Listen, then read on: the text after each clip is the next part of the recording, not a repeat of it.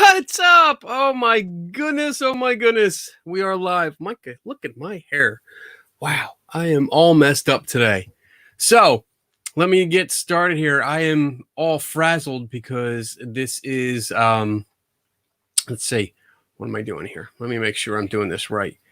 I am live. I think I'm live. I'm pretty sure I'm live. And I am, I'm broadcasting. And I was late. I was late today. Totally late. Trying to get this going here so I can share it, but I don't see it actually popping up on where I'm broadcasting. So that's not good. That is not good at all. Let me see if I can edit this and go somewhere else too. There we go. I'm going to do that. Boom, boom, boom. See if that works. Nobody's on yet. Let me see if this works. Not sure what's going on here. Dun, dun, dun, dun. Ah, there I am. All right. So let's see. Let me share it to a whole bunch of pages. I don't know why it's not working right. But it is not working right. So let me get this going. There we go. That's shared. And then share to another page. And oh my God, I'm all frazzled. Let me see. Let me get back to the comments here. See who's here. I got people starting to join in. That's awesome. I appreciate it. Whew. I got to tell you, today has sucked donkey balls. To be perfectly honest with you. It is. Hey, Stacy. How you doing? Good to see you. Yeah, today has been really, really shitty. JD, what's up? Mike. Oh, Mike and Mike. Nice. Good to see everyone. I'm sharing this. For some reason, it wasn't going to. I was actually trying to share it to, or actually stream to one place so that everybody would be on the same page, and you guys could all see each other and all the comments and stuff. And unfortunately, it was not streaming to the platform that I told it to. So don't know what happened, but I was able to fix that, and now I'm starting to share it on different platforms. So feel free to share. Hello, everyone. Bonnie, Stacy, Bob, Mike, Kat, Diane. Woo! We got everybody. All right. So tonight, guys, literally, I just walked in the door. I literally walked in the door, grabbed a drink, used the facilities, and sat down and started this. Oh, and it wasn't working right. So that's why my hair's all frazzled. And this is probably the most dressed up I'll ever be for a show. You like the shirt? I hope you do. So sound off. Let me know where you're from, because I see some new names coming up. Let me know where you're from and what you're drinking tonight. That's first and foremost. Let me get that. Oh, that's good. That's good. Let me see. I'm trying to share this to different pages so that it keeps coming up. Because again, I tried to share it to the WLFE-DB radio network, and it was not working. So I don't know why. But not my concern. Let's see. What do we got? All the regulars. Beer as always. Nice. You like my shirt? Thank you. Appreciate it. The light's a little harsh. Maybe I should change that up a little bit. There you go. Get a little bit of skin tone in there so I look, not so white. Even for a white boy, I'm like white. Anyway, so tonight's theme, it's not really a theme. It's your questions. What you guys want to come up with, because honestly, I've been running around all week, and I haven't had time to actually, I was going to do some kind of Halloween kind of theme, but that went to shit because I was working too much. So with that said, you guys can start pumping questions in the chat room, and let me go over the rules. Whew, I'm so frazzled. So rule number 1 is this show is for paranormal related questions, and in return, while we drink. In return, I give you a my skeptical opinion. It's my skeptical opinion. It's not anyone else's. It's based on my knowledge. It might not always be right, but at least it's an opinion, and we can have a discussion about things. Rule number 2 is, oh crap, what is rule number 2? I keep forgetting. Oh, I don't know everything. So if you want to stump me, you probably can, because I don't know everything. But if I don't know it, I have no problem looking it up, and maybe all of us can learn something together. So I like doing that. I love doing that. And rule number 3 is that this is for open discussion, friendly discussion, polite discussion. Let's talk about things. Different people, that's cool. Backgrounds, beliefs, whatever, come together. We talk about it. Don't be a dick. Don't start fights. Just be nice about it. So that's it. And then hopefully I won't get too buzzed. But yeah, again, I know Carol had given me some questions earlier, so I'm going to jump into those until I start seeing some questions pop up in the chat room, which is awesome. Hi, Roger. How you doing? Carol, good to see you. What? Let's see. Hey, Michelle. Oh, let's see. JD says, "Are you able to play the TikTok video I sent you? It's worth it." I didn't, because honestly, I was rushing so much to get home. Basically, my job is basically an on-call kind of thing, and I was working, and usually I can cut out in time to get home and relax a little bit. But unfortunately, like exactly at the moment I was leaving, I got another call, and it was a system was down, so I had to go fix it. So, all right, let me try to find this. Let's see, more options. Trying to share to different places here, and then I gotta find Carol's questions, because she did put them on the earlier thing. So let me see if they're here. Oh wait, I think they were on my personal page, so I can go and read them off to you. Let's see. Dun, dun. No comments there. What? Where'd they go? Oh, maybe they're on a different page. I don't know. Yeah. I like that. Yeah, I found bad energy. So, quick story before I see some questions pop up. Quick story about my shirt today. It was funny. So, I work in a hospital. And I work on the X-ray systems in the hospitals, for like the ORs and stuff like that. And I walk around. Sometimes I walk around just to walk around, because especially the last couple of weeks, I've had back trouble. So walking is really good. It loosens up the muscles back there, and gives me more mobility. So I'm walking around, and this lady, I'm waiting at the elevator, and I can see this lady looking at me, and she's giving me this look. And I've seen this look before. Many times, and I'm sure you guys have shared, can relate to this. So she finally just starts like almost yelling, but like, "Oh, you think you're funny? Do you think you're funny with a shirt like that? Like you're trying to summon demons and stuff, and all this." And I'm like, "What? What are you talking about?" And then she's getting mad that I'm wearing this, and I'm like, "It's just a shirt." She's like, "Oh no, you're like a devil worshiper or something like that, and I'm gonna get security." So she goes to get security, and they walk up. It's my buddy Jim. So I'm like, "Hey Jim, what's up?" He's like, "Hey Kenny, how you doing?"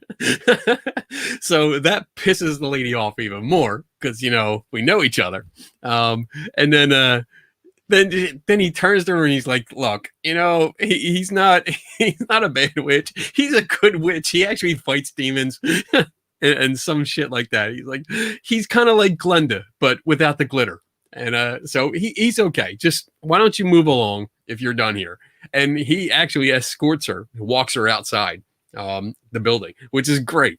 But I've been in those situations before, and I mean it's just like people used to. There was an old lady a while ago that saw my Thor's hammer and thought it was an upside down cross, and that was a ridiculous moment too. But I don't know. That's actually funny. I mean, of all people, I get accused of being like a evil demon summoning witch or something like that. That's funny. So let me say, maybe it's under skeptical help bar. That's Carol. I know you posted questions somewhere. Oh, wait, there it is. Oh yeah, she has a whole bunch of questions. All right, so let me check the. I gotta get my glasses on so I can see. There we go. All right, let's see some of the comments here.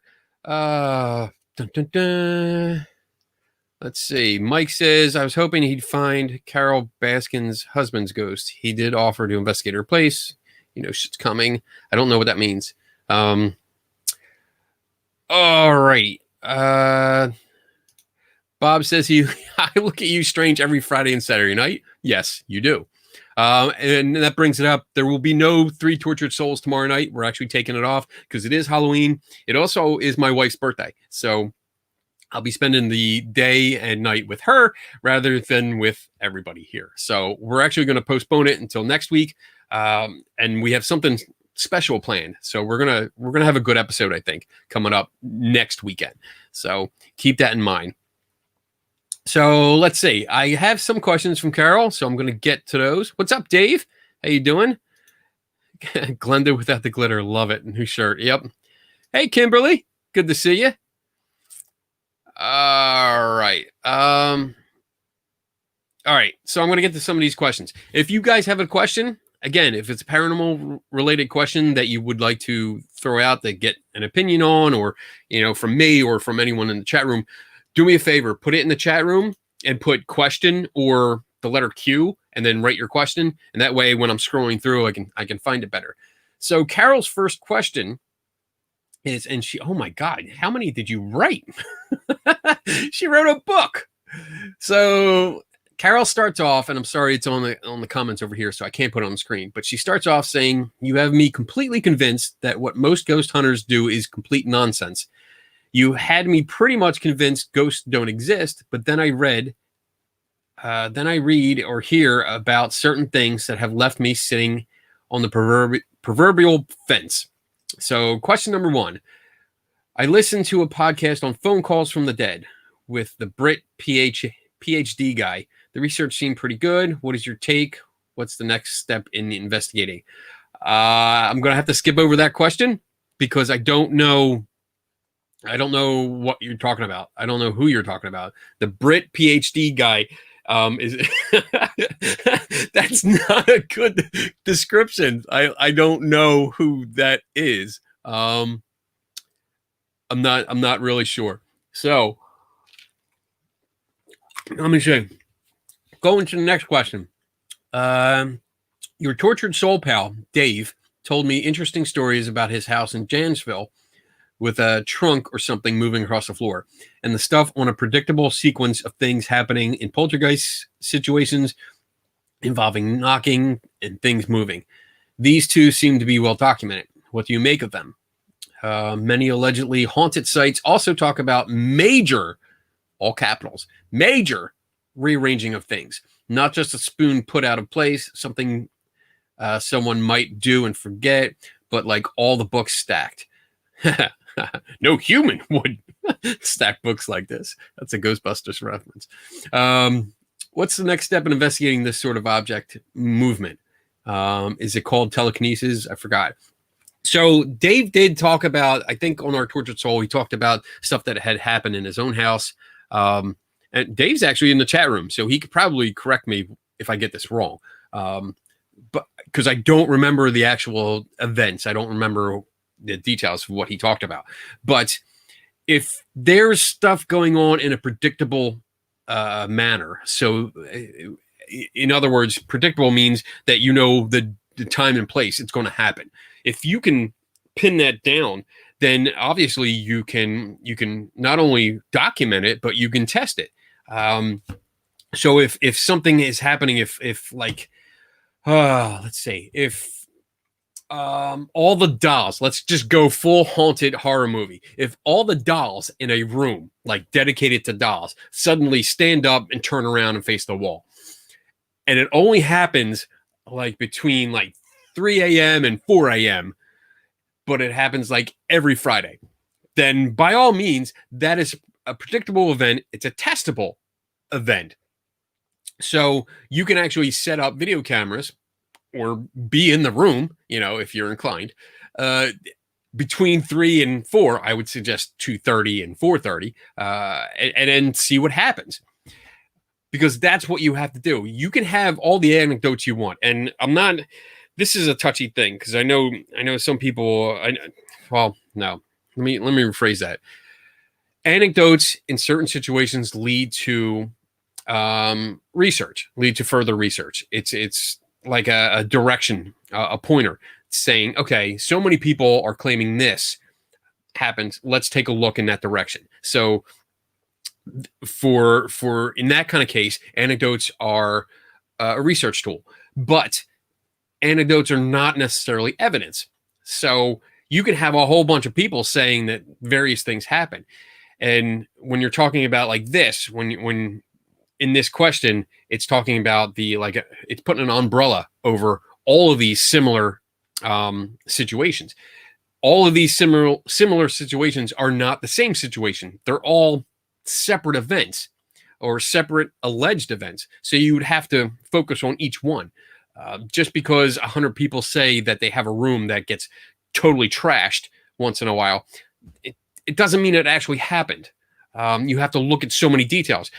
Is there video of it? Is some kind of evidence of what's going on? Is there an agenda? If a place really wants to get on TV or something, or, get one of these ghost hunting shows to come out and visit them, of course, that's an incentive. So you have to take that into account. So there's a lot to consider. I mean, it's major event, like you mentioned, Carol, there's allegedly haunted sites that talk about major, like capital letter, major rearranging of things. Where is the evidence for this? Where do we see it? I mean, you can hear about it, and I know that there's stories in many of the books that I have on the shelves over here, but like, where's the evidence? We need to see that kind of stuff before you can keep going with it. There has to be something to investigate. If it's just a story and you have no idea when it's going to happen, then, okay. I mean, we can look at a few things, we can hang out for a while, but, you get to a point where are you wasting your time waiting for something to happen? The best thing in that situation, I think, is to have whoever's there, whoever the owner is, you set up video cameras and have them going constantly monitoring the scene. And then when something happens and you get good footage, then call, and then we can take the next step. So variance and amplitude. I love Dave being, oh wait, damn it. Variance and amplitude varied in locations where things happen versus control areas. Yeah. I mean, this is definitely something we can get into on the Three Tortured Souls, to get in more in depth on that. So what's this? Dave gives commentary here. This is awesome. It was a large crib. One time it moved 3 feet. Heard it moved. Not predictable because it was different things at different times. Door open and closed. Have video of it moving. Doorbell and knocking on interior walls between September and December. Lots to discuss and nuances. But we have recordings and video. See, that's a lot of stuff not predictable. So it's different from what you're asking here. So, but he had, I mean, he mentions he had cameras and recorders and data logging systems running. So it'd be interesting to see those videos, especially the videos. I mean, that's my go-to, because that's usually where my skills are best used, analyzing photos and videos. So I would love to. We need to get together so that I can take a look. Not saying I can solve it, but maybe I can offer some kind of insight. Woo! Lots of stuff. Let's see. Any other questions? I don't see any other questions yet from anyone else. Except apparently Kimberly posted a weird, freaky video, which is par for the course, because she's freaky. I'm going to hear it. Let's see what else. Going through. All right, just making sure I got everything here before I move on to the next one. Bob's having a lot of issues with Facebook tonight. Yeah, I don't know. Maybe it's just, whew, I don't know. Conjuring House. What about the Conjuring House, Kim? Watch it. Is that? Oh, is the video you posted? Is that from the Conjuring House? I don't know. Ooh.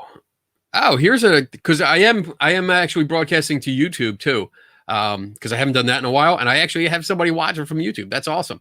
Audra asks, have you ever seen some legit video footage?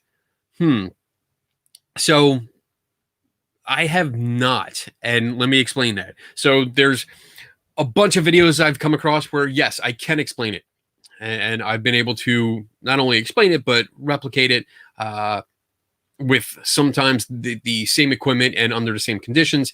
Sometimes I can replicate it with different equipment because, you know, the original equipment is not available. But there's also sometimes where there's video that I can't explain, but even if you can't explain what's going on, that doesn't mean it's like legit. And when you say legit, I'm assuming that you mean legitimately paranormal. Because in that case, and I've said this a lot of times before, if in order to conclude that something is quote unquote paranormal or a ghost, you would have to actually prove that it was a ghost. If you can't find a conclusion, if you can't find a cause of some event that's going on, some experience, then you are actually left with no conclusion. You don't know what's going on, and that would be your conclusion. I don't know. So that's usually what I'm left with. If I can't find an explanation for something, for what's going on, if I can't duplicate it, I usually put it on the back burner for a while and then revisit it if I learn something new or new information comes to light from the case or the witnesses or the people involved or whatever, and then I go from there. But if I seen a legitimate, and I'm assuming a ghost or paranormal video, no, I have not. I'm still waiting. It really, honestly, it's getting harder and harder to consider that any kind of evidence at all, because with today's technology, I mean, you can have a 9-year-old whip up a special effects ghost video and put it online, and it gets like 2 billion freaking views because so many people are into it. So it's really hard to consider anything to be evidence like that. All right. So, Mike says, I was still amazed about Baggins and a Tiger King dude. Oh, that's one of them. That not an oxymoron, but it's one of those things that both surprises me and makes me go like, it was going to happen because it's just two weird fucking things. So Kimberly says, yeah, I want to know about that video. Yes. So let me see if I can bring this video up. Let me go back and find it. Find it. Wait, there it is. That's it. Let me see if this is, I don't know if I can actually open that. I can't open it from here. So let me see if I can open it from the actual web page or from the comments here. And I'll go back. Oh, crap. It won't let me see. 114 comments already. Holy crap. Let me see if I can do it this way. Yeah, I'm trying. Oh, video. No. Oh, let me see. Whoa, shut up. Let me see if I hear myself. All right. Going back. I'm looking. There it is. All right. Want to know your thoughts. SLS footage. All right. So let me bring it up. And I might be able to share it if it comes up. Oh, this is somebody else's video. So let me share this. Let me share this video so you guys can see it too, so you know what I'm talking about. All right. Chrome tab. Let's see. Let's do that one, I think. Just in case there's audio. Nope. Ah, crap. Wrong one. I picked the wrong screen. Dumbass. Let me see. There we go. Let's do that instead. And share audio. And then there you go. All right. So there you go. Let's take a look. And I see, yes, I do see a couple questions popping up. So let me take a look at this and see what's going on. All right. This video so I can tell you right away. I'm pausing it. Right away, there is a problem because it's a phone recording a screen, but I don't know if that has anything to do with what you're curious about. But let's see what happens.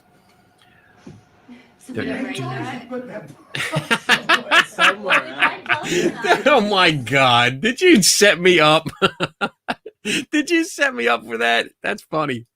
Oh my God. I don't know. I don't see any other comments. All right, Kim. I don't know if you were setting me up to, for this stick figure jerking itself off, because that's basically what it did. But if you're wondering why it's like that, let me see. Give me a comment if that's what you're wondering, like why it did that. People think it's real. Seriously. Okay. So it's obvious a person. It looks like a person, but the problem with this stuff,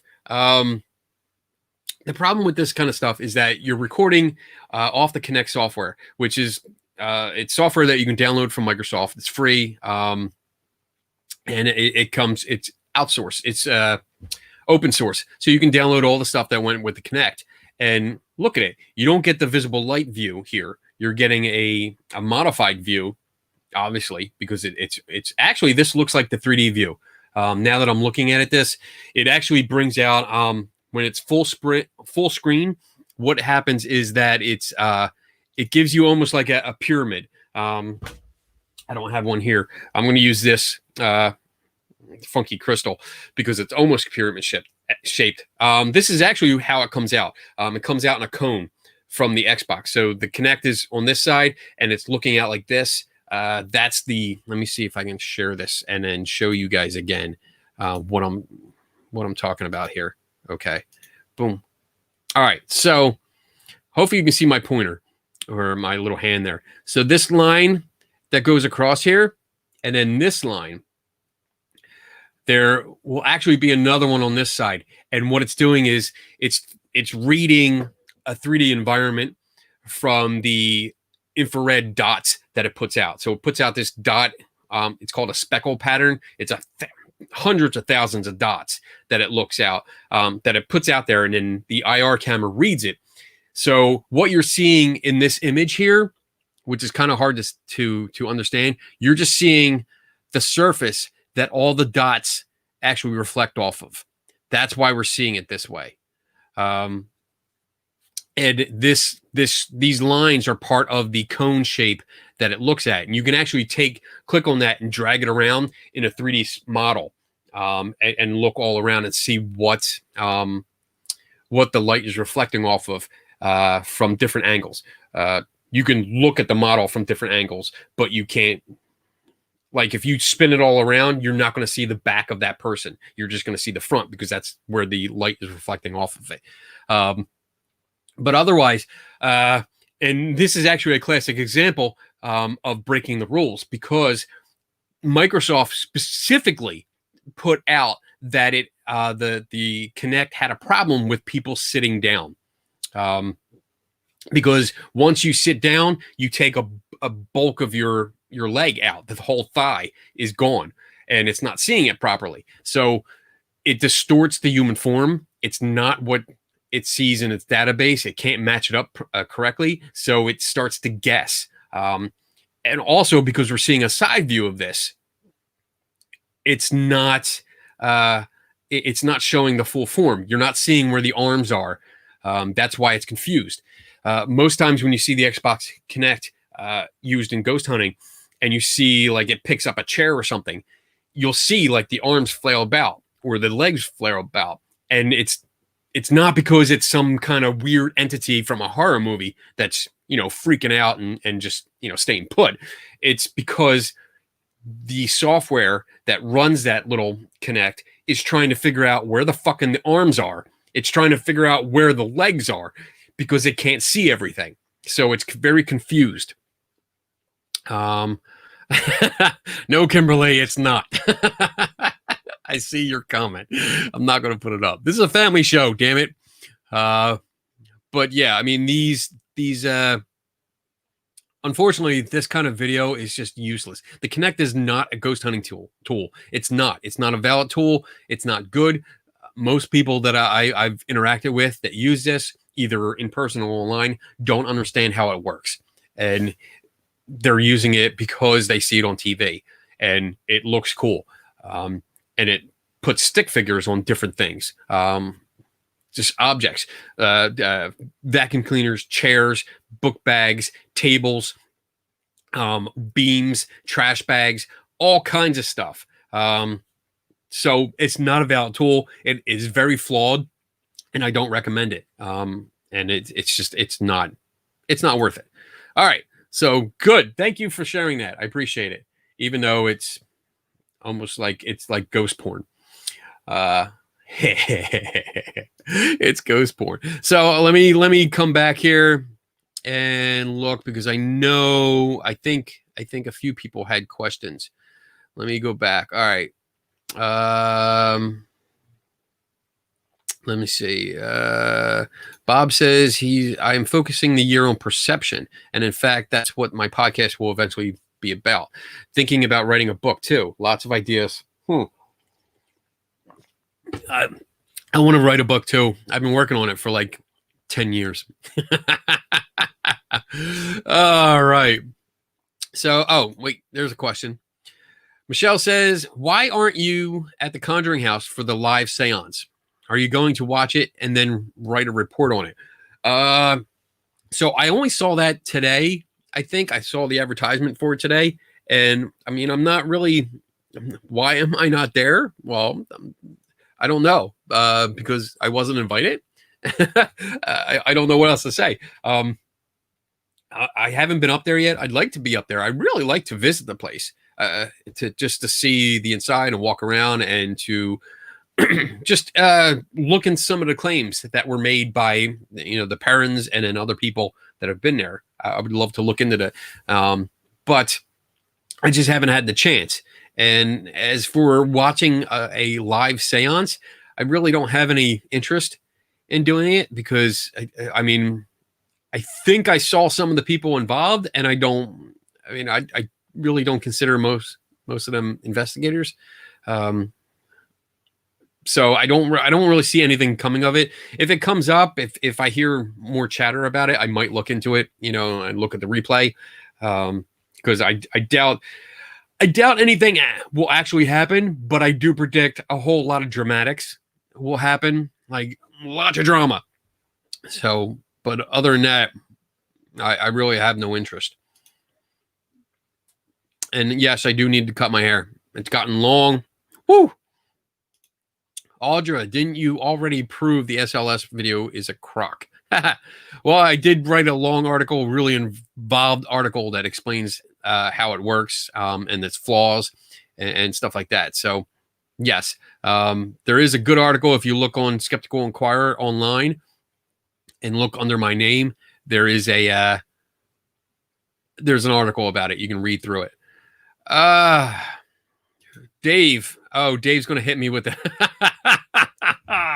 Oh, Dave, with your question. I love it. Where can you take a class with qualified instructors to learn about paranormal investigating, science, and data analysis?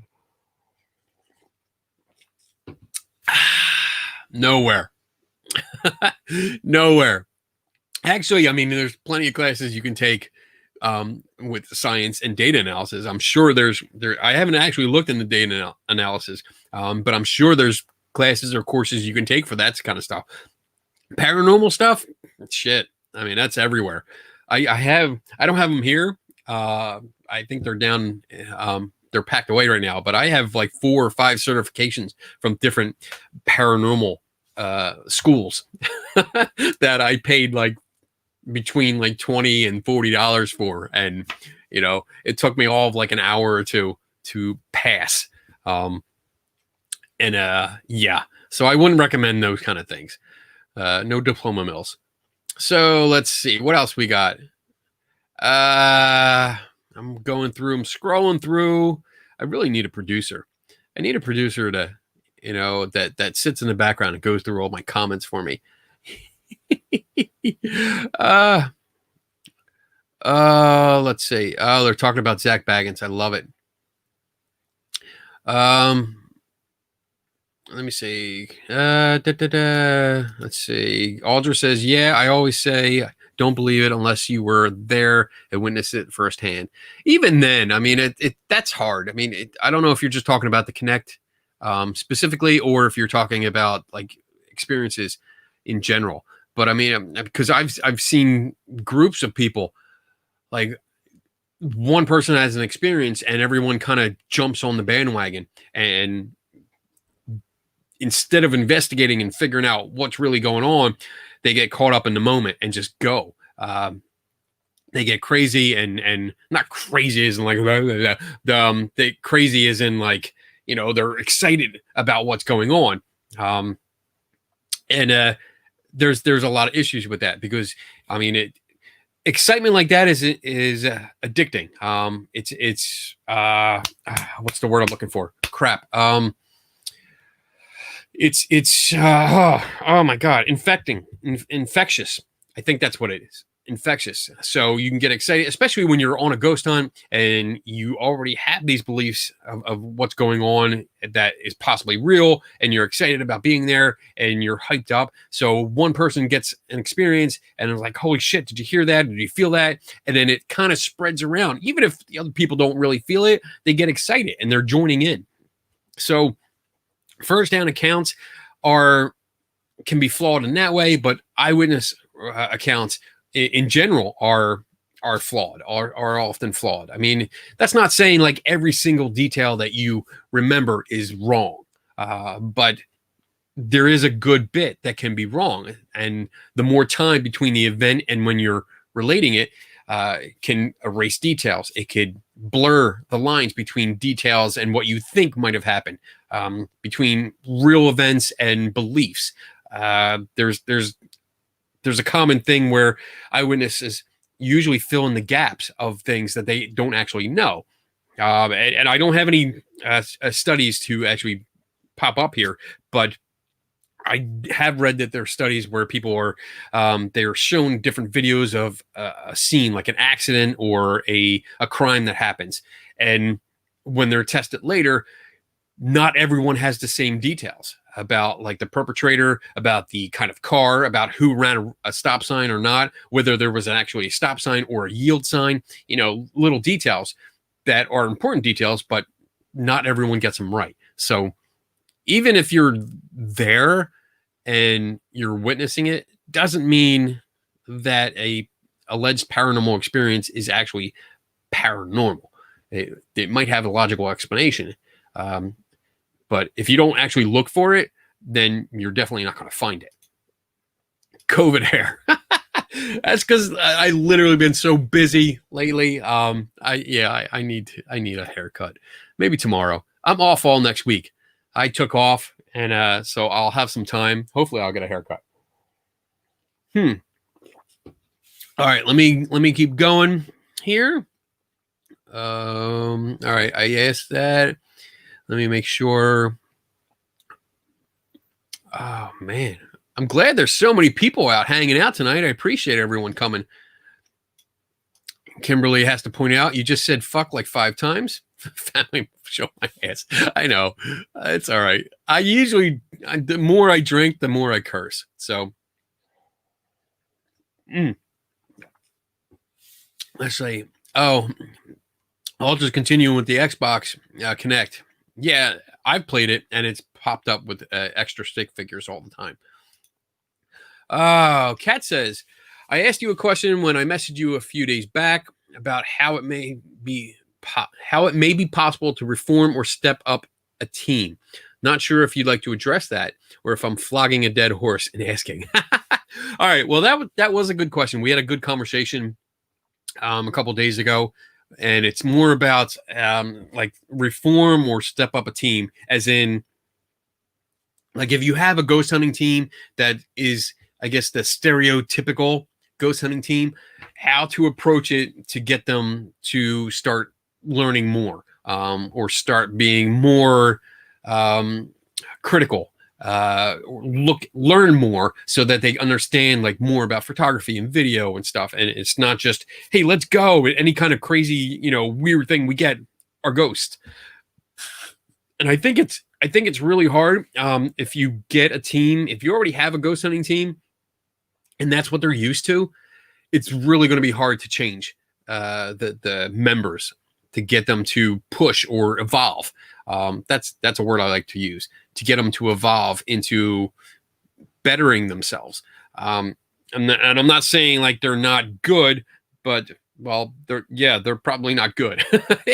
I'm sorry. If they're doing a typical ghost hunting thing, that's not good investigation. That's not an investigation. I've said it 1,000 times. It's just not investigating. It's thrill seeking. It really is.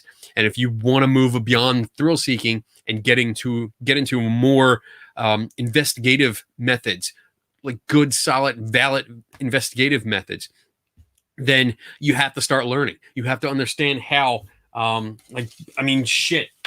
One of the basic things is to learn how your fucking camera works, and how it takes pictures, and how it can screw up pictures. Just that alone can wipe out a whole bunch of anomalies.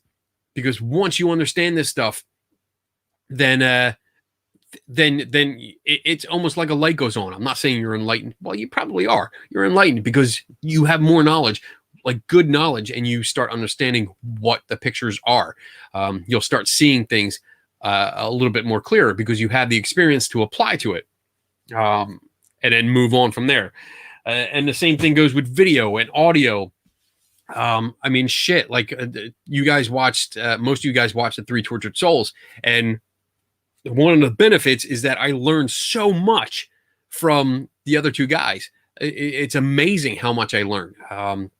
With Dave is like he's the fucking study analysis academic paper man. And we can talk about topics, and he has something that we can discuss and we go over, and I just learned so much from that. And Tim's knowledge and his background in what he does in psychology, it's just amazing insight. And like, I think last week's show was just great when he just took over with some of the explanations and insight that we got. So that's the big thing. Never stop learning. That's the tagline that I use, and it's really is a mantra that you can't go wrong. Keep learning instead of being stagnant and not moving forward, saying, okay, I learned everything I know about ghost hunting from TV, and that's good enough. Bullshit. It's no, it's not. It's nowhere near. Actually, you should just stop watching the TV shows because they suck. And start reading science books. Read some of the books that I have back here. I usually try to recommend a book here and there. And usually when I do, I know Dave throws up a book here and there. So read, understand what's going on, understand your equipment. Oh fuck, man. Understand how the equipment works. That's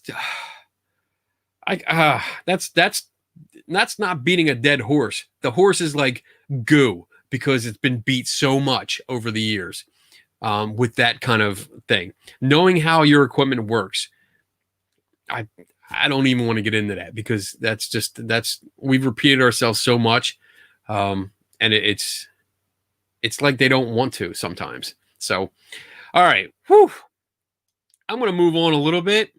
I'm seeing comments coming up here. These are great comments. Let's see. Oh, that's interesting. Stacy says, I've had audio hallucinations when dealing with anxiety meds. That's That's interesting. I mean, yeah, I mean, some of the side effects could give you. I'm not a doctor. I'm not even going to pretend to know what kind of meds would do this, but I do know people that have said similar things, experienced similar things.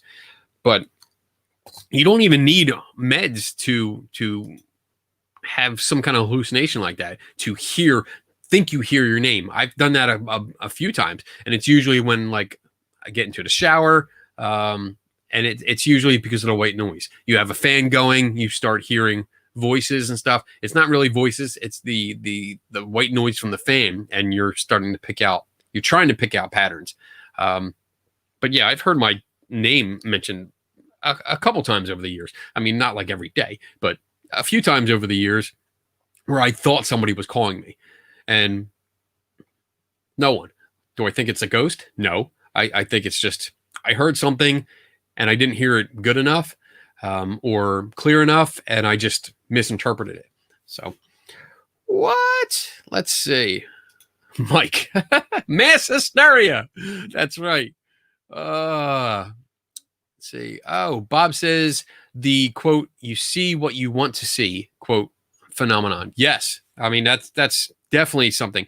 Am I far behind? Wow. All right. I'm not too far behind, a couple of minutes behind. But yeah, you see what you want to see. That's something we cover a lot. We've experienced it a lot because, I mean, again, ghost hunters or Bigfoot hunters. I mean, let me pick on them for a little bit. Bigfoot hunters, when I go out with them, it's been like that, where they're all pumped because they have these stories about the area that they're going into, this wooded area where they're going into, and they're convinced that there's stories. And not only that there's so many stories, but that stories are absolutely true. No doubt about it. They're true. So they're going in there with this big, huge chip of bias on their shoulder, and they want to see it. So yeah, if they see something out there like a bear or another person that's off in the distance, or they hear, I mean, that's visual, but even audio, when you're talking about that, when you hear a strange noise and you can't identify it, because how many of us can identify every single animal noise? None of us. There's very few people in the world that could probably do that. But if you hear a strange noise in the woods and you're like, oh, that's not and this is actually from experience, I've seen people say, oh, that's not a wolf, that's not a coyote, that's a Bigfoot. And they say it with confidence. And it boggles my mind, because it's like, all right, that's what you're looking for. And we don't know what that sound was, but you're convinced that it's a Bigfoot. Okay. So what am I supposed to do? Oh. Kimberly says, do you believe there are parallel universes? I have no idea. I don't hold a belief that there are. And I mean, I know there are scientific working theories that employ multiple universes. Like string theory used to do that. But I am not a physicist. I am not into that, so I don't know. I have no idea. I know there's a thing called physics. That's about it. I'm not even going to pretend that I know what they're talking about. But as in like parallel universes, I don't know. As it applies to like ghost hunting or something like that, because I know there's like there's the idea, not a theory, but there's the idea that there's, if something happens in one universe that's parallel to ours and it bumps over to ours and it imprints it, that's why we might be able to see events from the past happen. That's a purely an idea that has become tribal knowledge. It's not something that is supported, as far as I know. And it's funny that even in those cases that we hear over time, it's always in the past. It's always the past that we see and never the future. Like, I want to see people with like jetpacks and shit. That's what I want to see. I want to see a ghost with a jetpack. That would be awesome.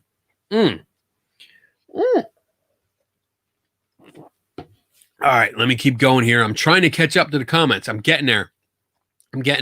Little by little. The little bar on the scrolling thing keeps jumping up. It's going, you got more comments. I'm like, I fucking know. All right, so JD. Hey, JD, what's up, buddy?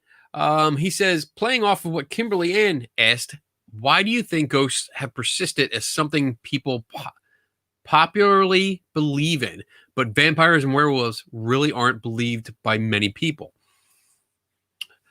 That's a good question. I would think. Let me. I gotta dwell on this for a moment. So why do I think? Well, you know what? Because I think vampires and werewolves are almost a more modern. Like I want to venture to say they're more modern myths, even though they probably go back. And I'm not up on the mythology of vampires and werewolves.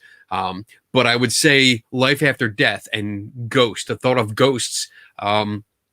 And I believe I mentioned it before. I think Pliny the Younger was the first written account. That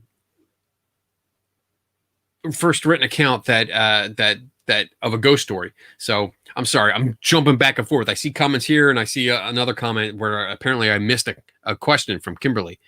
I don't know. Where did I miss a question? Werewolves. Oh, wait, here it is. Sorry. Actually, please do me a favor. Just so I can see them better. If you're going to ask a question, put the word question or Q. Actually, question would be better. And then put your question. And that way, when I'm scrolling through, it helps me pick out the questions better. But her question was, do you believe vampires ever existed or still do? No. I think that's purely, I know where the legend is based off of, an actual disease. And again, I haven't read up on this for a while, but I believe there was a disease that I think it was in medieval times where they would actually feed the infected people with blood. And I think that's where the whole story came from or originated. I think that's where the myth started. I'm not sure. I'm not up on my folklore. I actually, you know what? I got my handy pad here. I'm going to write this down and I'm going to run it by my folklore expert, Ben Radford. And because he is huge in the folklore, and maybe he can shed some light on that when I can get to it. But that's all right. So let me look at. So back to JD's question about ghosts. I think ghosts are just more. Again, it's more in our history. I think more people. It's werewolves are more horror. I think vampires are more horror, and maybe born from a very small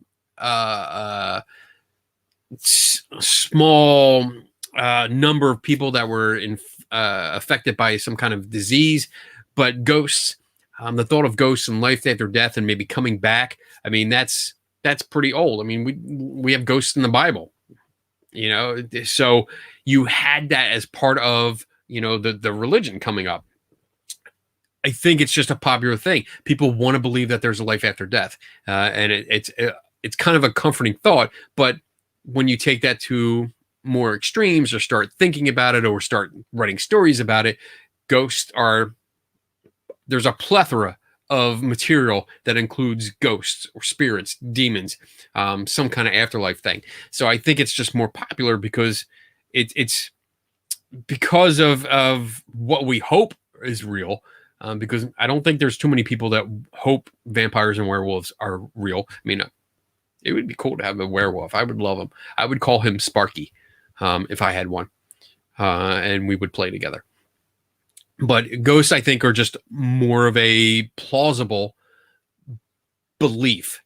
I don't know if that's the right way to say it, but I think that's what, on short notice, that's what comes to mind when I think about this.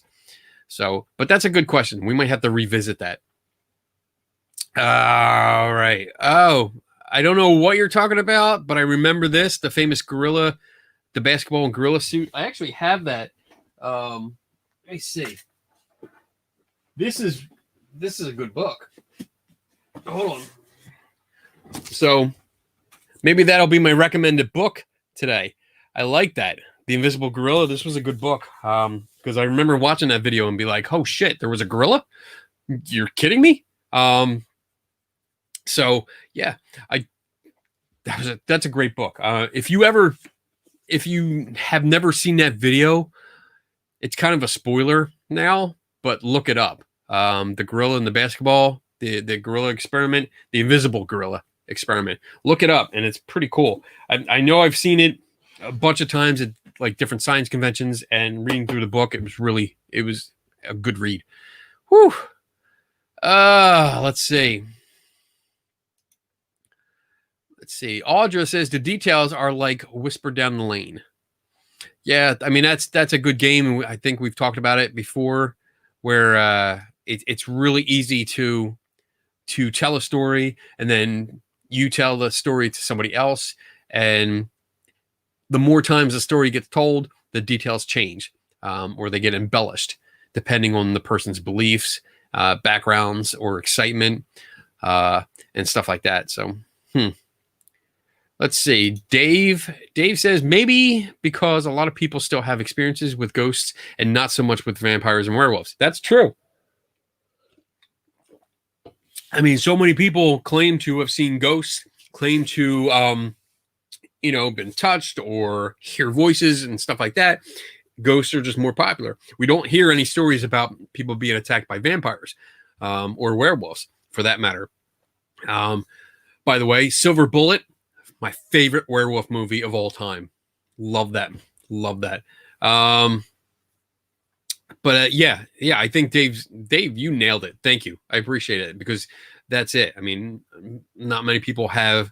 I don't know anyone that's actually came forward with an experience with vampires and or werewolves. I mean, that's weird. It's not weird, but it's just, yeah, you're right. You got it. Whew. All right. So, and Bob likes the gorilla, the invisible gorilla, because that's that's a great video. It is so awesome. Let's see. Going back, looking through. What? Bob says The Odd Couple of Paranormal Investigations, Baggins and Biddle. And this is where Kenny unfriends me. Fuck you, Bob. Oh my God. I'm trying to catch up on these. Oh my God, I'm so far behind.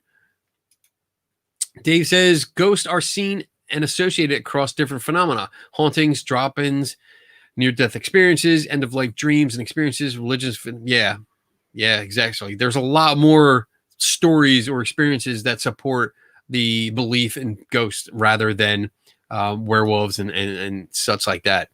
Whew. All right. Let's see. I'm going through. Oh my God. Every time I think I'm at the end, it just piles up. I'm glad everybody's got questions or they're having nice conversations. That's awesome. Cat Ward's got a question. QQ. I like that. That's good. QQ. Trying to get my drink on. Kat says, what are your thoughts on the work of associations like the SPR, ASSAP, and Parapsychology Foundation? So I'm not familiar enough with these associations. I know the SPR. I've seen some of the earlier work, because it's in some of the books that I have here that I've gone through, that I've read. ASAP or ASAP. I go back and forth. Sometimes they have good stuff. Sometimes I think it's kind of silly. And then there's a lot in between. So I'm not really, because I do see them like on social media, and once in a while, I click on their links to see what they're talking about. But I don't see, I guess most of the stuff that I see from them, at least online, is almost more like opinion pieces rather than referenced stuff. So I don't see a lot of good referenced articles from them. I know they have a website, and I've actually gone through and I think I've referenced it once in a while in one or two articles that I've written, because I did find something that was well written and well referenced, and just it was good. It was good information. The Parapsychology Foundation, I don't know. I really don't know. I don't dwell much in parapsychology. I kind of lean on Dave when questions like that come up, because he's definitely more into that and more associated with that aspect of this hobby. So I kind of lean on him and get his thoughts, and we discuss it. I usually just bring up, my skeptic answers or questions, and we talk about it. We have discussions about it. So I can't give you do I like them? Do I not like them? I think it's a different aspect, and I don't follow it as much as other stuff that I do, because I'm more in the photography and video. Like last night, I literally read an entire book on old school fake photos before Photoshop, and just learning how to do old school techniques on manipulating photos, because the last article I wrote, I got really into it, and that's my area that I'd like to research more on. So sorry, I don't think that's the answer you were hoping for, but sorry. All right, let me see. Oh my goodness. Going through. Bob says ghosts are biblical. Vampires started with Vlad the Impaler several centuries later. But he doesn't know the history of werewolves. I don't either. I'm definitely thinking Silver Bullet started it all. I love that movie. Oh, man, I'm going to go watch it tonight. Holy shit, Pascal is here. What's up, buddy? Good to see you. Oh, my goodness. Oh, look, you got a fan, Pascal. Unholy shit. I love it. Only JD, man. Woo. Michelle chimes in and says vampire lore came from 1819, 1820 from a blood disorder called porphyria. Porphyria? Am I saying that right? I don't know if I am. That's interesting. I got to write that down because I want to look that up. Let's see. Porphyria. Porphyria sounds like a really advanced form of diarrhea. Let's see. Oh, Kimberly says, do you think there are vortexes? No. I know I keep giving you short answers. I appreciate I'm sorry about that.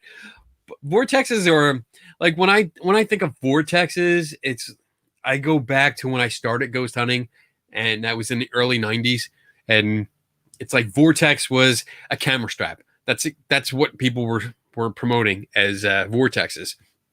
And then it went from a camera strap that was, it was an out of focus, overexposed camera strap because people didn't know how to properly get the wrist strap out of the way of the camera. And then occasionally you'd have a strand of hair, or you'd have, I've also seen like pull cords for like ceiling fans. But then it morphed into this thing where it's like, oh, get ready, energy vortex. That's invisible. You can't see it, but it's a gateway or a portal between worlds and stuff like that. I'm not saying this is what you're pushing forward. This is just from my experience, but that's what I've heard about vortexes. And it's like, where's the evidence for it? Show me the evidence. There is none. This is honestly it's a made up metaphysical thing that just became part of the ghost lore. It's not even folklore. It's ghost lore. Like orbs, vortexes, the ectoplasmic mist that used to be like cheesecloth, which was really cool in the old days, Victorian age, but then it became frosty breath, which really sucks because it's so much dumber than the cheesecloth. I really wish I could have seen the cheesecloth stuff. That would have been fun. But vortexes, no, I don't think there's anything to it. I haven't seen anything that would support the existence of and again, I'm talking about paranormal vortexes. I don't see anything that would support the existence of those. So I can't comment anymore because I don't see anything. If you have something else, if you have like other details, or if I'm talking about the wrong thing, let me know. And then we'll come back to that. Let's see. King George's Madness. I don't know what that is in reference to, but okay. Let's see. Bob. Oh, they're talking about vampire lore. Awesome. Love it. And Kim loves Silver Bullet. Damn right, because it's fucking awesome. Love that movie. JD says, when is your book coming out? Funny you should mention that. No, it's not coming out anytime soon. I have a book. I did a book like, oh my God, 10, 15. No, I think it was 2012 or before that I actually self-published a book with the help of like my wife and Diane Fodor, Mike Fodor. We actually, I put together a book called Orbs of Dust, and it was all about photographic anomalies. It addressed orbs and ectoplasm mist and vortexes and then apparitions and stuff. But this is definitely going back to like 2000. I actually think it was like 2007 that we put it out, and it was self-published. I didn't go through a publishing company or like a printer. We printed everything and then made the whole books and sold them at conferences and sold them out. We sold like, I don't know, like 400 or 500 copies. And then just stopped making it because it got too much work. And I've been, every couple of years, I've been trying to get back into it, and I just haven't because I haven't had enough time. So I've been slowly working on it on the last like couple months.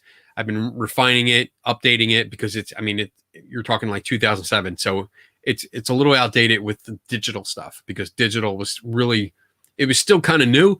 In Photoshop, there was no ghost apps, click. Oh, you got a ghost in your photo now on your phone. There was none of that back then. So I have a lot of updating to do, and I've been trying to do it little by little and then work on another book that was strategies for solving mysteries, but from my perspective. So I keep getting pushed by Ben Rafford because he keeps yelling at me to get it done. But then I have other stuff that I'm trying to get done. So I'm trying, and maybe I have off next week. I took off the entire week, so I might actually spend a couple days and just try to bang some stuff out. Bang it out, bitch. So we'll see. We'll see what happens. Thank you, Kat. I appreciate that. I think it's totally better to be honest and say I don't know or I don't have an opinion on something than to make up some opinion, because I hate that. Oh my God, I hate when people just fucking make up shit. And it's over the years, it's gotten a little easier to spot when someone's making shit up. And you sit there, you look at them, you ask them a question, and instead of saying, I honestly don't know, they say, oh, well, see, it's kind of like this. And they go into this long explanation that's complete bullshit. And it's even more fun when you know it's complete bullshit and you can actually cite sources of why it's bullshit. So much fun. But yes, I definitely think it's better to be honest and say you don't know, or avoid giving an opinion, because like with the parapsychology stuff, I just don't know enough about it, and I don't want to overstep my limitations here.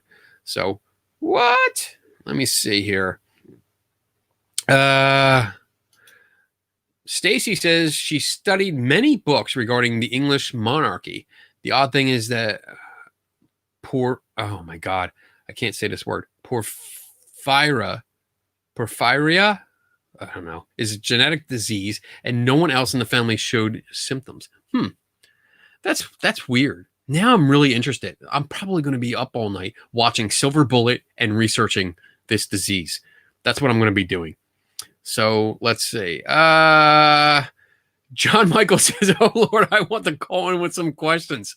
Oh my God! If you have legitimate questions and not just fucking around, you're more than welcome to come on. I have about like 35 minutes to go.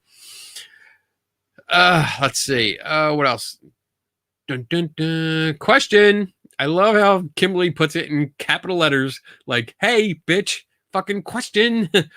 Have you ever seen a photo that made you go, it's possible, can't debunk it? I don't think I've ever actually said that, that particular phrase, but there's definitely been plenty of times, and I can't give you examples right now, but there's been plenty of times with photos and video, even audio, where I don't have enough information and I can't give you an explanation. I don't like I mean, rule number 2 of this show is that I don't know everything. And that's the honest truth. I don't. Although I try to absorb as much information and try to look at things from different angles, I don't know everything. And it's really hard to not only investigate, but to try to offer explanations or plausible possibilities if you don't have all the information. And that is a common thing with a lot of like photographs and video.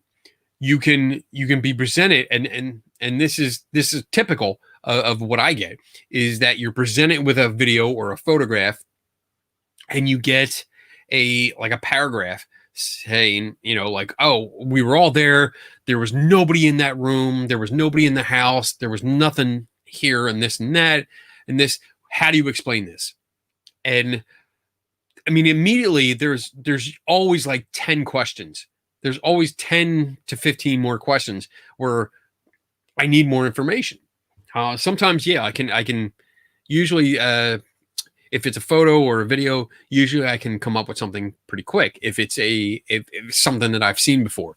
But if it's more detailed or more involved, if the video is poor quality, if the photo is poor quality, if it's like a blurred or too dark, sometimes I have to ask a lot of questions. And if I don't get answers, then I can't explain it. And that's it. You can only put out as much as you get in. If I don't have enough information, I can't do it. So not being able to debunk something, first of all, that's not my intention.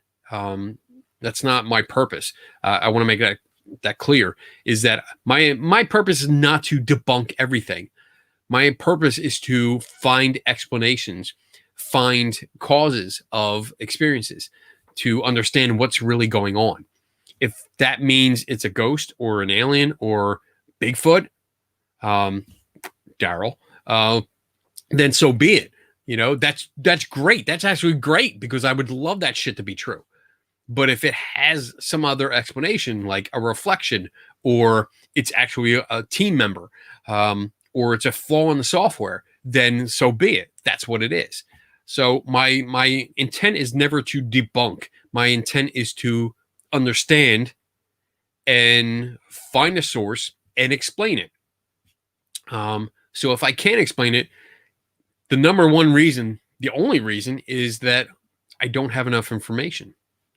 And that's either I don't have enough information from the person or people that are providing me the information, or I don't have enough knowledge in that particular area to understand what's going on. So, yeah, there's been plenty of times where I don't know. I don't know what's going on. And that doesn't bother me. I'm perfectly okay with that.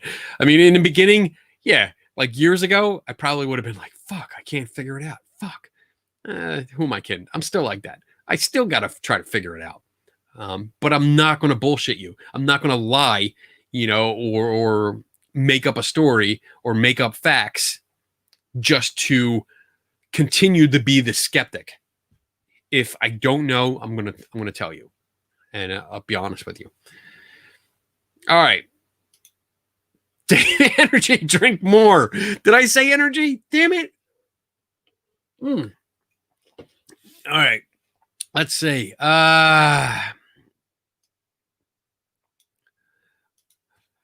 No. That's all I'm saying about that. Hey, Dan, what's up, buddy? Oh, look how cute his profile picture is. Dan saw a documentary that first werewolf originated from the Catholic Church. Oh my God, the Catholic Church. Where their congregation was diminishing, they hired a man that had a hyena as a pet to scare children. I don't know this story at all. I've never heard this story. This is something I'm going to have to look up. Question from Kimberly. Favorite horror movie? Favorite horror movie? Wow.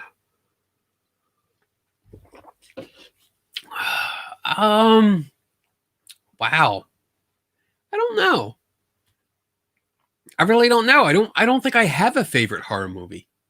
Because like I either get bored and I turn it off in the first like 15, 20 minutes, or I watch it all the way through and I usually laugh. Like when I was a kid, the scariest movie was Poltergeist, the original, not the remake bullshit. That was the scariest movie. That freaked me the fuck out. And it took me a while to watch it again. But even The Exorcist, I didn't find scary at all. I found it funny. I kind of laughed when she did the crab walk down the stairs. I laughed my ass off. I thought that was funny. That was great. And then the pea soup thing. Oh my God, I was on the floor. Holy shit. So I don't know. Favorite horror movie. I'm gonna have to think about that one and get back to you. I don't know if I don't know. I like the old school stuff. Silver Bullet, like I said, it was my favorite horror movie. My favorite like kind of monster movie, I think, is Van Helsing. I love that. It's almost like makes fun of itself for the cheesiness of the monsters and then goes over the top. But I like it. I definitely like it. But I don't know. Horror movie. I don't know what you would consider a horror movie. I'm gonna go out on a limb here and say my favorite horror movie right now is Butterfly Kisses. There you go. I'm not kissing his ass because he was a guest last week, but Eric Christopher Myers, he did a film called Butterfly Kisses, and I thought it was really good. I thought it had a psychological aspect to it. I like the found footage format that he used. And overall, I thought it was a pretty entertaining film. So I'm going to go with that because I really don't have a favorite, but I liked it. So I'm going to go with that. All right, moving on. Well, what time is it? Holy crap, it's 10:30. Very important question from Bob. Says, is that a Phillies cup you are drinking from? No. This is let's see, American Heroes from Mission Barbecue. And it was 9/11, never forget. You bought this, and proceeds went to firefighters and police. So I bought two because, those people work hard. So I support them, and that's it. So it's not a Phillies. I'm not into sports. You'll never see a Phillies cup. You'll never see a Phillies cup. You'll never see 76ers. You'll never see Eagles. You never see Flyers. You won't see any of that up here. All sci-fi and weird shit. Michelle says, question, favorite vampire character? Definitely from Van Helsing. I don't know his name. The guy that played Dracula in that one, love it. Love him. Thought he was great. I actually watched the old Bela Lugosi film. And I did that mostly because when I did research for the Bela Lugosi movie, or not movie, the Bela Lugosi mirror, that is not his mirror, in Zach Bagans' museum. I watched the film just because I was getting into Bela Lugosi, and I was so familiar with his life and all the events in his life that I watched the film, and it was sad to say it was boring. I found it really boring. But it's an old film, so it's going to be like that. But my favorite vampire movie, definitely Van Helsing. Loved it. Stacy says, my cousin lives in Philly, so maybe one day I can make a double trip. Damn right. Come on out. You're leaving? Damn it, Stacy. You got to hang in there. Drink some Monster drinks before the show. I think that should be standard procedure now. Drink a Monster or like a Red Bull and then stay up for the whole show. Bob says, you lie. You say that every week and then you find the energy. Oh my God. You fucking make me drink. Motherfuckers. Taryn, what's up, girl? What's up? How you doing? She says, like the video I shared with you. What? I don't know what you're talking about. I'm not sure. I'm not sure what she's talking about. Let me see. Did she share a video with me? I don't see her name, so I don't think so. I don't know what she's talking about. Let me see. Oh, QQ. I totally like that. I like that. Kat Ward says, there's a book I read a few years back that posits an equation of what causes ghostly experiences. It went like this. Psychological aspects plus changes in internal energy and bioenergetics plus external information acquisition equals what?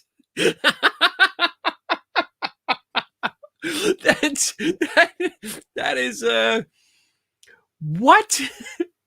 That makes no sense. That makes no sense. Psychological aspects. What aspects? Like what are we talking about? We need to know that first. The very first the part of the equation, we don't even know what they're talking about. The second part, changes in internal energy or bioenergetics. I don't know what the fuck bioenergetics are. Is that metaphysical? Because metaphysical has a lot of terms that are just straight up bullshit. So I don't know. Internal energy, like what's that mean? Like, because you have potential energy, the actual type of energy that, science-based, there's a lot that is going on inside you. So this doesn't make any sense. So I don't know where this equation comes from, but I don't agree with it. I think it's very general. So it's open to a lot of interpretation, which means like you can come up with almost anything. And it's already, it's giving you like three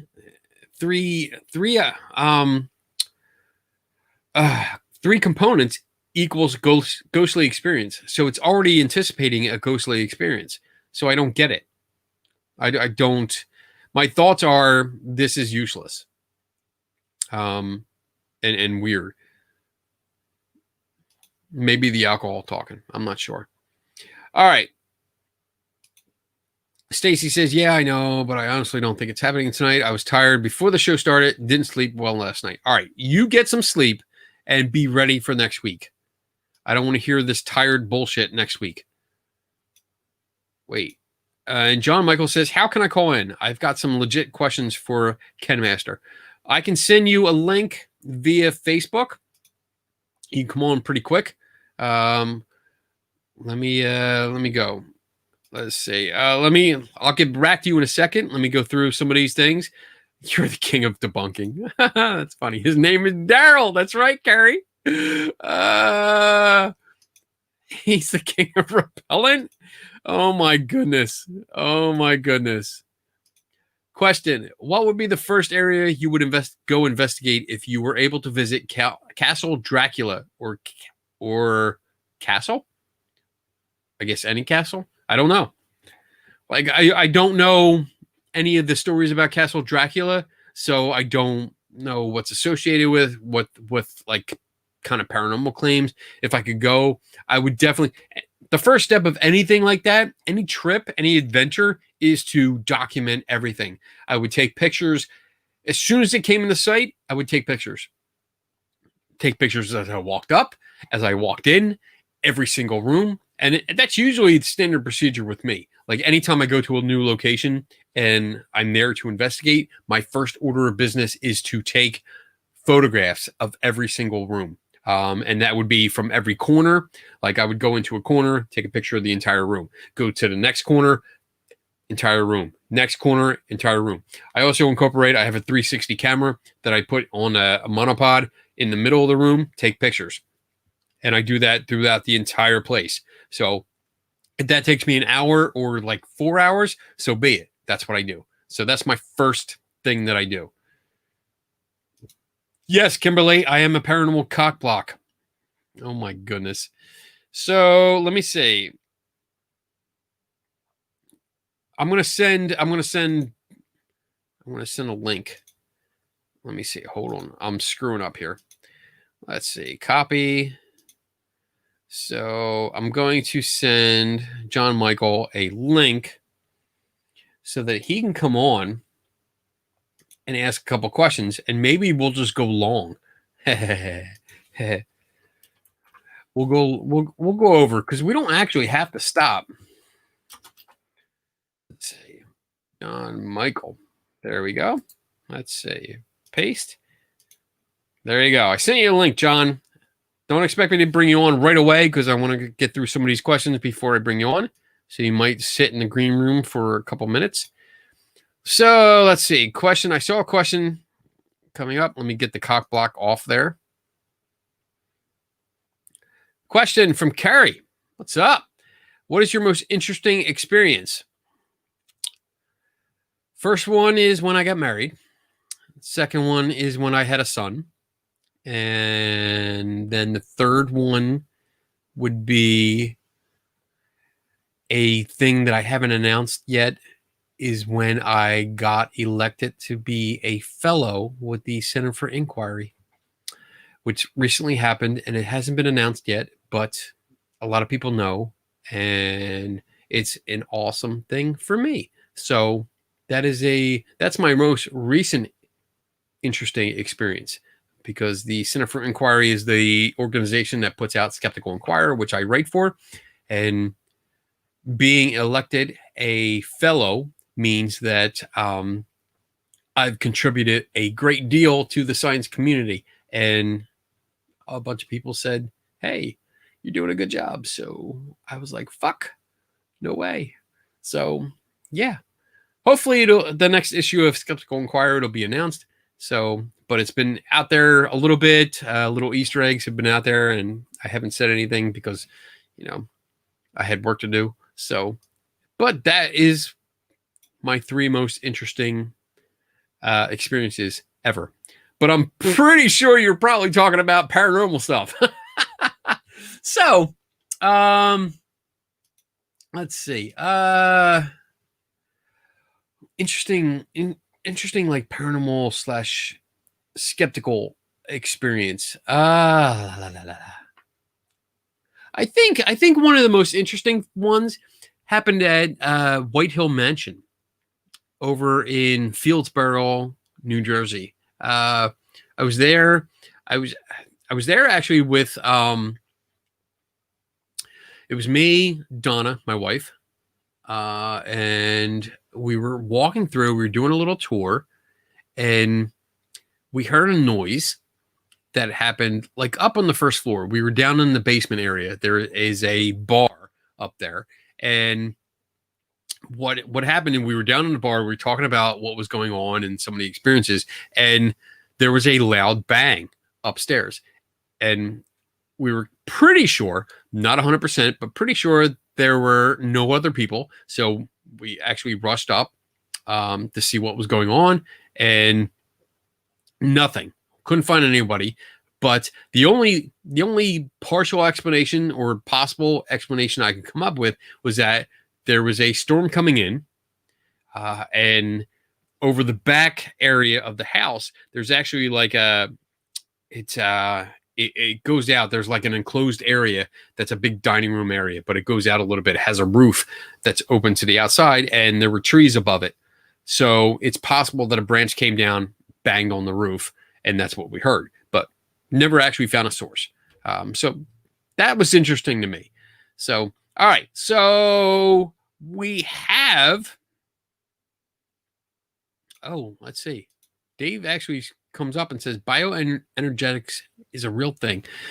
It's part of the biochemistry concerned with the energy involved in making and breaking chemical bonds and the molecules found in biological organisms. It can also be defined as the study of energy relationships and energy transformations and transductions in living organisms. Drinking a lot. Thank you, Dave. I appreciate that. I'm going to have to look into that a little bit more. But in the background, holy shit, we got a guest. So I'm going to bring him on and see what he says. What's up? Okay. Oh, my God.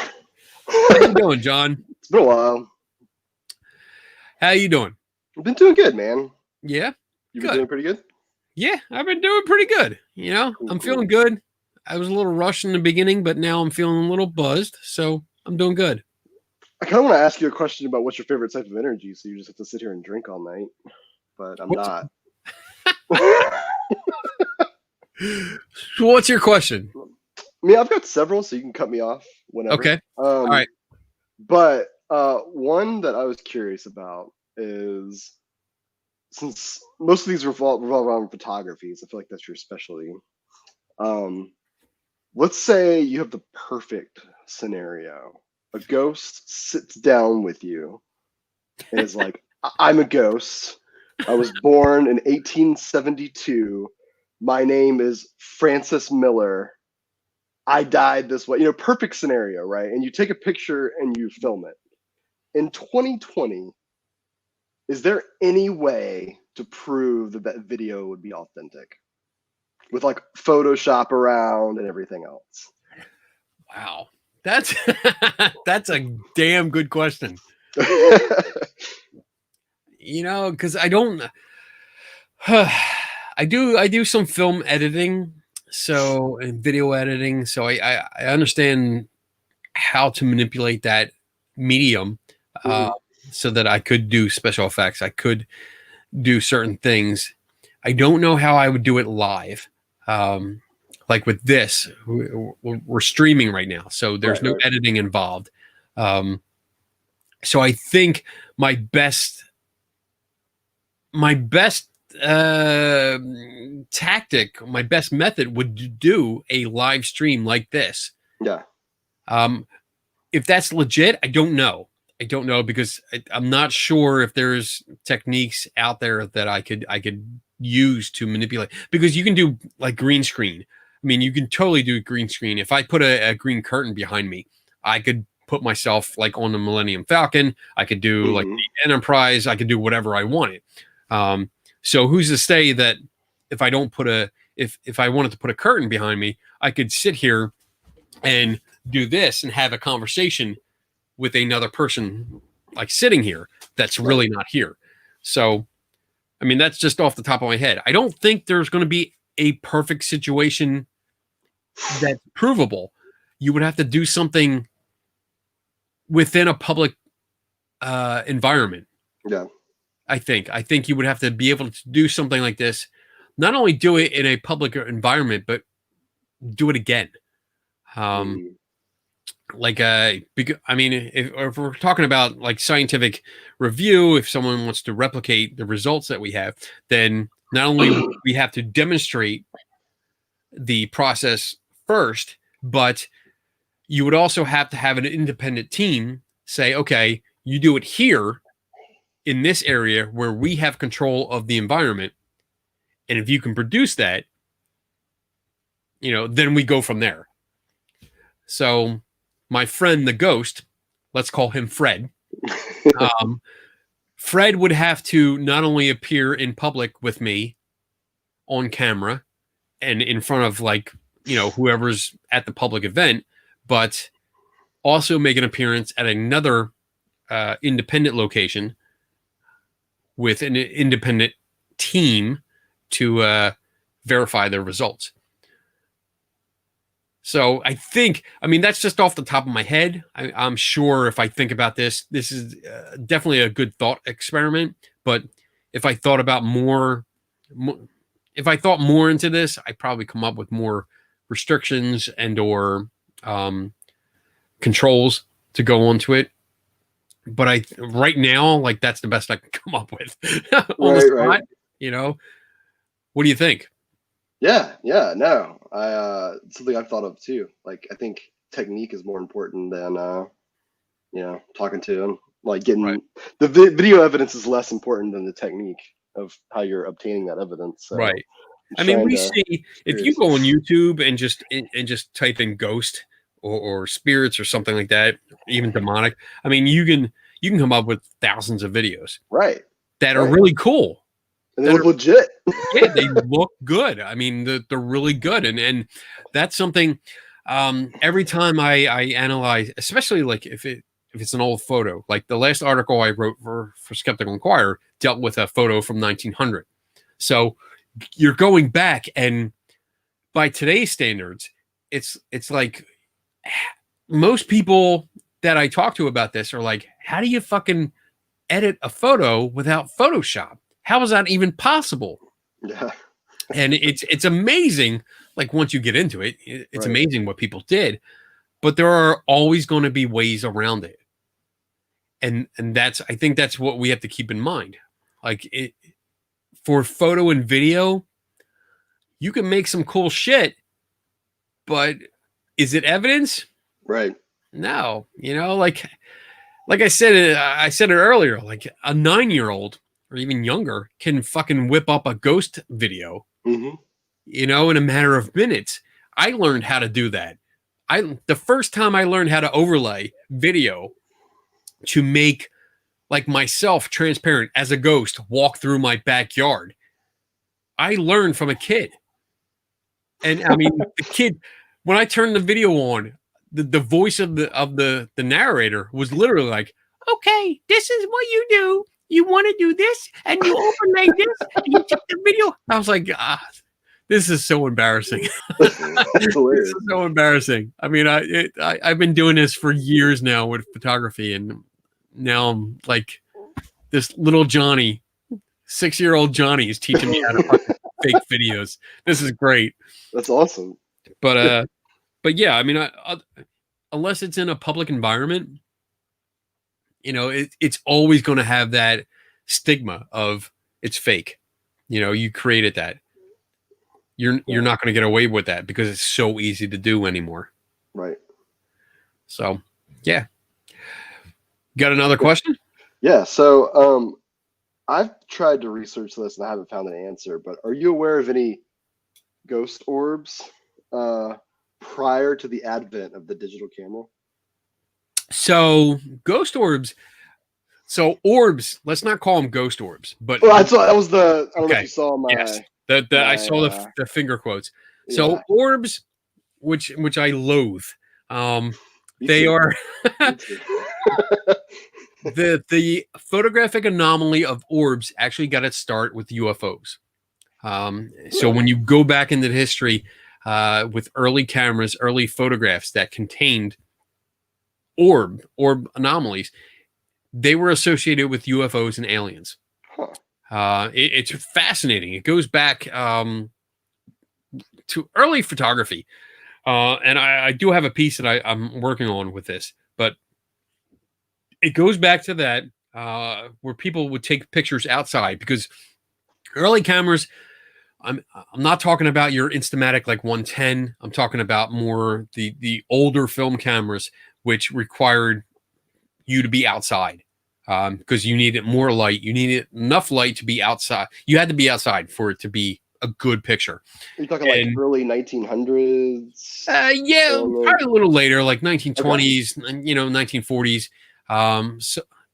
But yeah, you had to be outside. You had to have a lot of lighting. So you had a lot of environment photos, which means like people were in fields outside in the woods or a park or a cemetery, because cemeteries were big. Families used to have picnics at cemeteries, and now they're all haunted. I don't know why, but you had these pictures outside, and when an orb would show up, it usually showed up in the sky, and that's simply because of perspective. That's perspective. It was just because somebody was standing up, they were shooting straight ahead at somebody else that was standing up, and you had the horizon almost in the middle, or maybe like 2/3 the way up, and then you might have this little orb or faint orb in the background. It didn't happen anywhere near as much as, say, like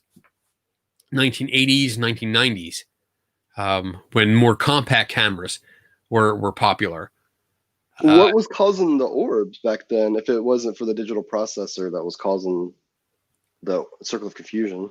So orbs predated digital processors. It wasn't digital sensor that did this. It was an object getting too close to the lens that reflected some amount of light.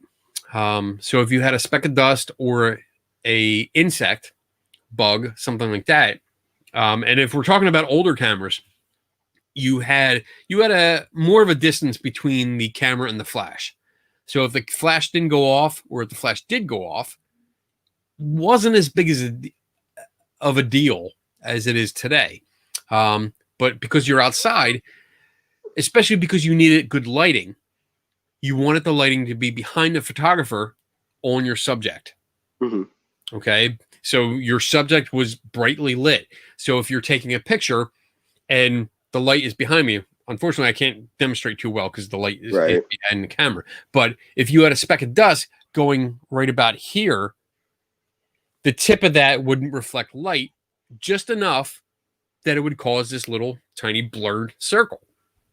And that's because the sun was reflecting off of it. Today, it's very common for the flash to cause this, but it's not necessarily the flash.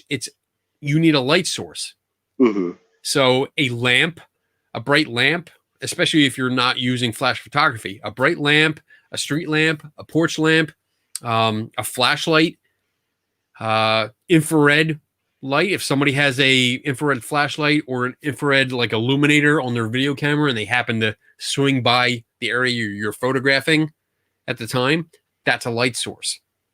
So if the light source is behind the camera, especially behind the camera or to the side, and it reflects off of a dust particle or bug that's in front of your lens, it's going to create this orb effect because your camera is focused on your subject, which is usually like 5-6 feet or more away from the camera, not a few inches.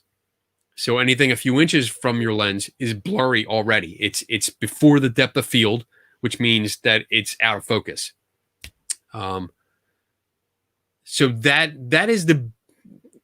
what causes most of it. And again, the older photographs, the older cameras, it's usually the sun that's causing it. It's reflecting, it's light reflecting off of something that got in front of the lens.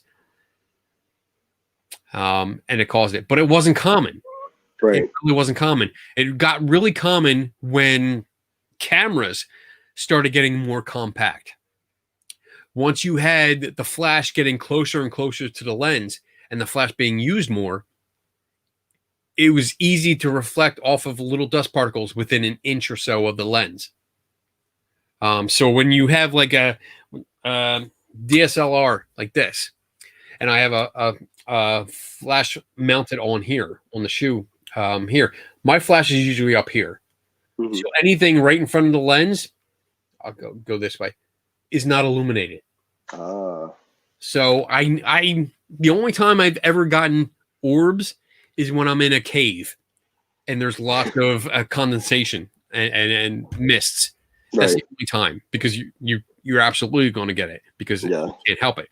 Otherwise, no, I don't get it. But if I use a compact camera where the flash is literally like a half inch from the lens, yes, they're quite common.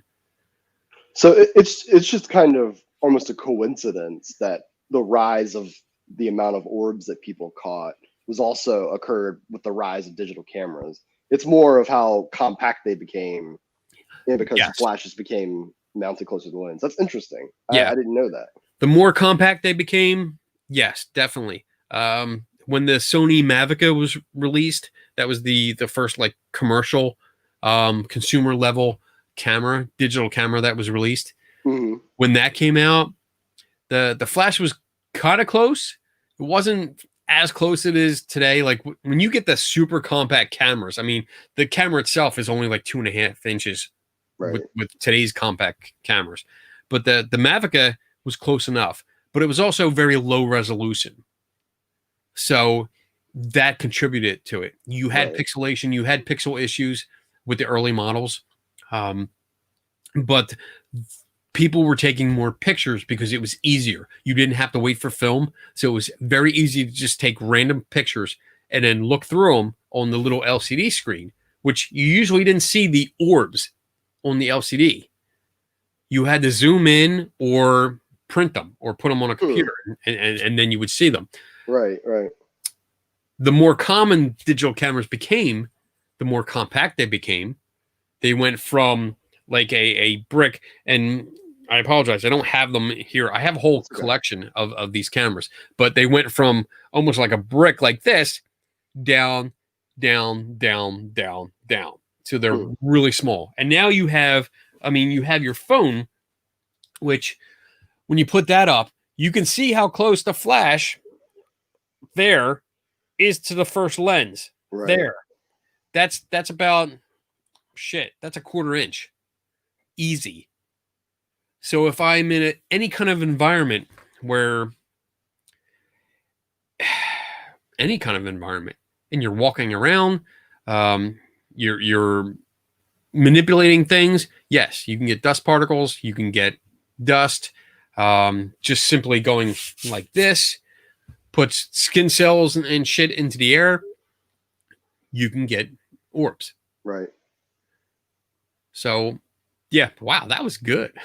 Damn. Interesting. We got into it. Yeah, like I always assumed it was just the digital processor just getting confused. I didn't realize it was all about how close. It's definitely not. I mean, because the digital, it's a sensor. The digital sensor and the film, they're in the same place. Right. So I mean, and basically, I mean, when the camera works, when unless you have an electronics shutter, the old school mechanical shutters, I mean, it is basically the same thing. You had the lens, the light went through the lens. There was the aperture there. The shutter would open a certain size. It would let light through, and that light would hit either the film frame, or the digital sensor. That's the difference. Right. So the mechanical nature is still the same. Interesting. Nothing has changed. Right. But the distance between the flash and the lens and the size of the lens has changed. Right. You know, I mean, your phone, that's a very, very tiny lens. Yeah. Compared to even just the kit lens of that. And that's my kit lens. My other camera is a little bit bigger. So big difference. I mean, when and that goes into more like perspective. If you're talking about a tiny little pinpoint, I think this might actually work. I mean, that pinpoint, the tip of the pen, there's your orb right there. You can see it floating around. So you got to call it a ghost. Yeah, I know. And that's my webcam lens is, I would say that's probably a 1/4 inch wide. Yeah. My phone lens is probably 1/8 of an inch wide. So half as wide as this lens. Yeah. And then this is like, this is 1.5 inches, 2 inches, and the other one's I think 3.5 inches. So big difference between the lens sizes and what they're looking at. The bigger the lens, I would wager, and I don't know for sure, but bigger the lens, the more space there is, and the more it would overlook something right in front. So like, does it like so the bigger the lens, potentially The bigger the depth it will lens, the capture. smaller an anomaly will appear if it's really. Oh, gotcha. But the smaller the lens, the bigger anomaly would appear. I'm gonna test that for you. So like you could have now. a dust particle in front of the lens, same dust particle, and I think in front of this lens, Right. it would look very tiny. Right. But I think in front of this lens, it would look the size of a basketball. Interesting. And that's perspective. Right. So there you go. Got another question? Yeah, I'll ask one more, as I don't want to monopolize your time. Because I could literally sit here for 2 hours and ask questions. But if you could, like, just stop people, like just the average ghost hunter, and you could impart one word of wisdom that they would follow, what would it be? Just one word? Like one idea, one idea. Never stop learning.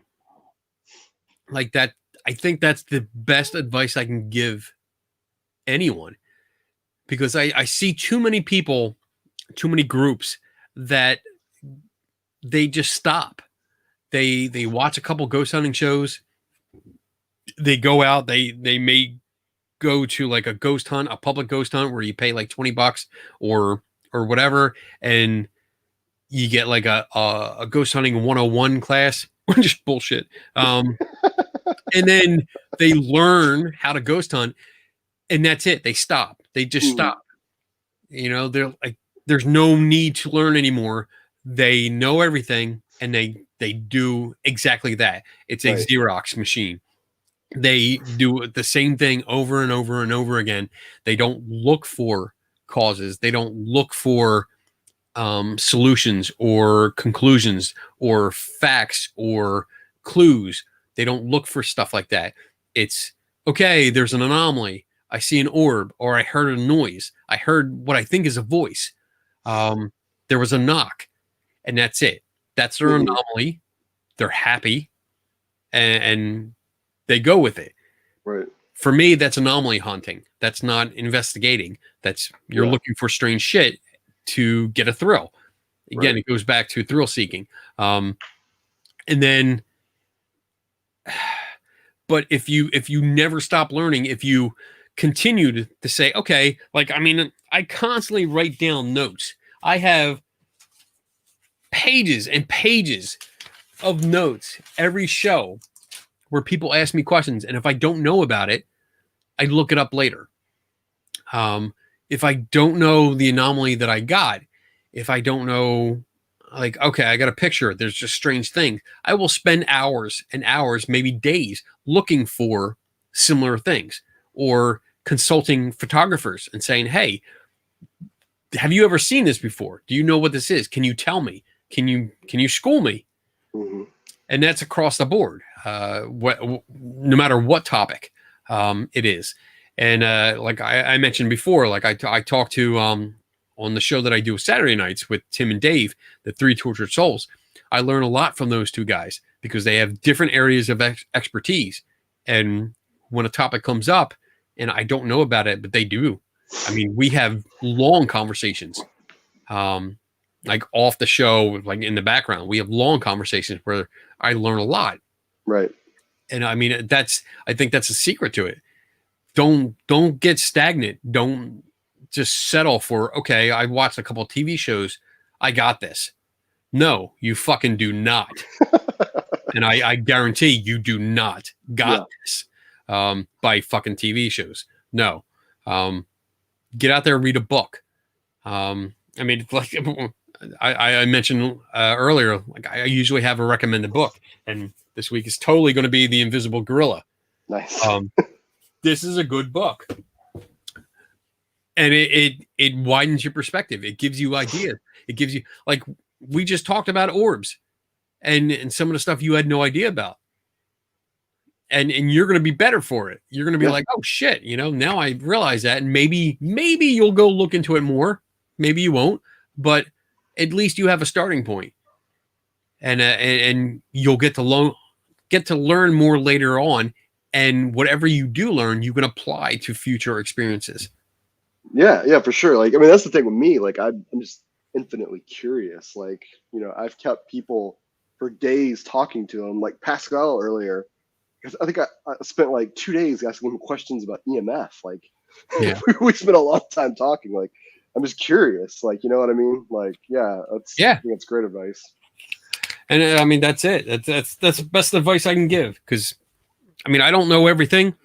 Absolutely, I don't know everything, but I know a little bit about a lot of things. I know a lot about a few things, and I can certainly help, or maybe point you in the right directions, refer you to somebody else. But I mean, in the end, it's like, I don't know, like sometimes ghost hunters, I see as soon as they start ghost hunting and then refer to themselves as ghost hunters or paranormal investigators, because it sounds more important. It's like they automatically become an expert in shit. Yeah. And you become an expert without knowing anything. Right. Like, I don't get that. I don't understand the idea there. You know what sophomore means? The word sophomore? Sophomore. Yeah, the second level. Yeah. Do you know what it means? Like in Greek? No. So Aristotle described sophomore as wise fool. It's somebody that knows just enough to be dangerous. So like they know just enough to think they know everything, and they stop asking questions. So there you go. That's it. If you stop asking questions, then you're in trouble. Right. That's it. I constantly ask questions. I mean, pretty much everybody who listens to this show that knows me knows I keep asking questions, and that's it. That's how you learn. So, right, for sure. All right, I'm going to cut you off because I'm at the end of the show. Thank you, sir. Thank you for coming on. I appreciate it. Yeah, man. And great questions, great talk. It's nice to have somebody else come on. I'm glad to be here. All right, man. Take it easy. Have a good weekend. Thank you. You as well. And I'll talk to you later. Take care. All right. That was fun. Love it. All right. So I think we're at the end. People are leaving. People got to go. It's getting late. And I get it because I want to go too. Question from Audra. Why aren't you watching The Mandalorian right now? Did it drop? Did the second season drop? If it did, I'll be up all night watching Silver Bullet, The Mandalorian, and doing the other things. Oh my God. All right. Good. All right. Hi, everybody. Hey, Shelly, how you doing? All right. So I'm going to wrap this up. We're at 2 hours. Holy crap. We're over our time slot, which is okay because there's nobody else that comes on after me. Anyway, so with that said, I don't have anything, I don't think, coming up. Do I have anything coming up? Let me look at my calendar because I really don't have, I wasn't prepared for anything. So tomorrow's Halloween. Happy Halloween. I hope everyone, has a safe Halloween, whatever you're doing. If you if you go out for candy and stuff, I hope, stay safe. I have a few things that aren't public coming up this week. November 11th, I will be on a podcast called The Paranormal Brew, and that should be interesting because we're going to have a good time. And then November 19th, I will be a guest on another podcast called The Haunted Librarian. Ooh, that sounds interesting. And then that's it, I think. I think that's it.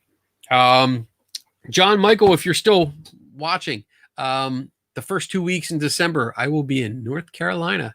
I'm coming down. I got some training to do, got some work business to do. So I'll be in your area. So we will have to hook up and hang out. So there you go. Otherwise, let's see. I didn't play my commercial, but you know what? It's okay. I have a Teespring store. If you're into t-shirts and you like the science slant to it, the skeptical slant to it, please visit my Teespring store at Scientific Skepticism. Check it out. There's lots of designs there. And the money from that goes into my research. It goes right back into what I'm doing here. It helps support this podcast and everything else I do. So there you go. I I think that's it. Let me see. I usually have things written down here, but I have so many notes from past shows. So I have that. Check out my YouTube channel. Oh, K&D Adventures. Check it out. It's called K&D Adventures, Kenny and Donna. And that's our adventures, me and my wife, when we go out. There's going to be a new episode uploading maybe tonight or tomorrow because I finished editing it. I think that's it. Skeptical Inquirer magazine. I do an article called A Closer Look. Check it out. It's awesome. Like, at least I think so.